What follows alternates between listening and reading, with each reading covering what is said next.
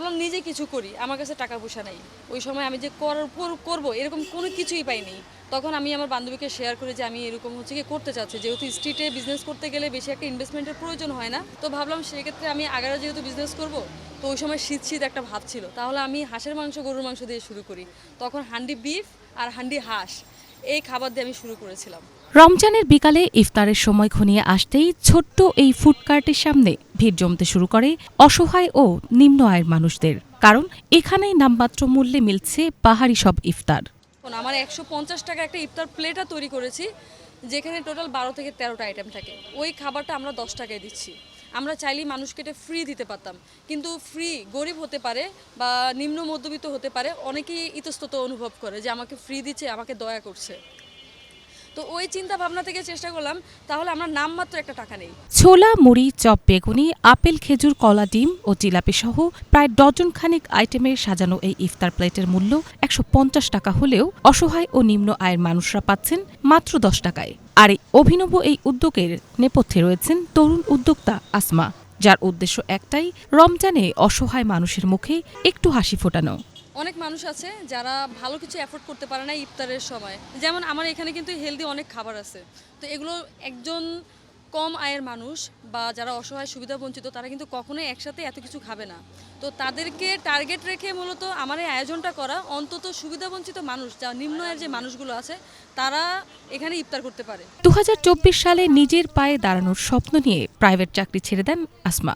এরপর আগারগাঁও এলাকায় মাত্র 2টি হাঁস দিয়ে শুরু করেন আসমা ফুডকার্ট। শুরুতে পরিবারের সমর্থন না পেলেও ধীরে ধীরে তার পরিশ্রম আর ইচ্ছাশক্তি দেখে পাশে দাঁড়ায় পুরো পরিবার। এখন পরিবারের সহযোগিতাতেই চলছে আসমার এই খাবারের দোকান। তো যখন আমি স্ট্রিটে বিজনেস শুরু করব, তখন আব্বা আম্মা টোটালি চাচ্ছিল না যে আমি বিজনেস করি। আমি যদিও শুরু করেছিলাম একা, তবে এখন আমাদের পরিবারের সবাই মিলে আমরা কাজ করছি। আমার পাশাপাশি আমার পরিবারের যে বাকি সদস্যরা আছে, আমার মা থেকে শুরু করে বোন পর্যন্ত সবাই স্বাবলম্বী হচ্ছে। পবিত্র রমজান মাসের শুরু থেকে বিশেষ এই 10 টাকার ইফতার প্যাকেজের আয়োজন করছেন আসমা। প্রায় 12 ধরনের আইটেম দিয়ে সাজানো এই প্যাকেজের আসল উদ্দেশ্য ব্যবসা নয়, বরং দরিদ্র মানুষের জন্য কিছু করার।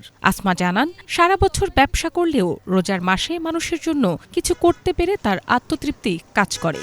যে আমার স্বাদ আছে কিন্তু সাধ্য নাই, আমি মানুষের জন্য কিছু করতে চাই, কিছু শখ আছে, যেটা কিন্তু আমরা কখনোই জব দিয়ে পারবো না, এটা একমাত্র বিজনেস দিয়েই সম্ভব। আজকে আমি এখানে হয়তো বা মাসে 60,000 টাকা ইনকাম করছি, কিন্তু একটা সময় যদি আমি লেগে থাকি আমি অনেক টাকা ইনকাম করব। 10 টাকায় এতগুলো আইটেমের ইফতার পেয়ে খুশি নিম্ন আয়ের মানুষেরা। তারা বলছেন এটি তাদের জন্য অনেক বড় সহায়তা। 10 টাকার ইফতারিতে বেগুনি আছে, পেঁয়াজি আছে, ডিম আছে, মুড়ি আছে, কলা আছে, ছোলা আছে, আপেল আছে। হ্যাঁ, তো গরিব মানুষের জন্য তো ইফতারটা অনেক ভালো। এটা সামাজিক ভালো একটা কাজ। এরকম উদ্যোগটা যাতে দেশে থাকে, কিছু দেশের মানুষ আরও উন্নতি হবে। গরিব অসহায় মানুষ যারা রিক্সা চালাচ্ছে, দিন আনি দিন খাচ্ছে, তাদের জন্য অনেক উপকার হবে। এটা ভালো জিনিস পাওয়া গেছে। 10 টাকাতে অনেক কিছু জিনিস পাইতেছি আমরা, আমাদের জন্য অনেক সুবিধা। অন্য জায়গায় কোথাও পাবেন এভাবে 10 টাকা কিনা, এটা কিনা গেলে অনেক টাকা লাগবে। 10 টাকাতে আমরা ভালো ইফতারি পাইছি ইনশাল্লাহ। মেয়ের এমন মানবিক উদ্যোগে গর্বিত আসমার বাবা ও পরিবারের সদস্যরা। তাদের বিশ্বাস, ছোট্ট এই প্রচেষ্টা সমাজে মানবিকতার বার্তা ছড়িয়ে দেবে আরও অনেক দূর। অনেক ভালো লাগে আমার করতে, কারণ এই পদক্ষেপ কয়জন নিতে পারে? এই সাবাসীয় পদ্ধতিটা সাবাসের ব্যাপার আছে কেন? হ্যাঁ, কারণ ওই যে 10টা দাম ইত্যাদি দেয়, 150 টাকা খাওয়া, এটা তো অনেক খুশি লাগে আমার, তা আনন্দ। যেটা আমি পারি না সেটা আমার মেয়ে করছে, অনেক গর্ব।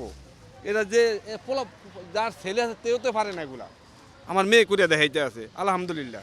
মানুষের জন্য কিছু করার ইচ্ছা থাকলে ছোট্ট উদ্যোগও অনেক বড় হয়ে ওঠে। আসমার এই 10 টাকার ইফতারি তার উজ্জ্বল উদাহরণ।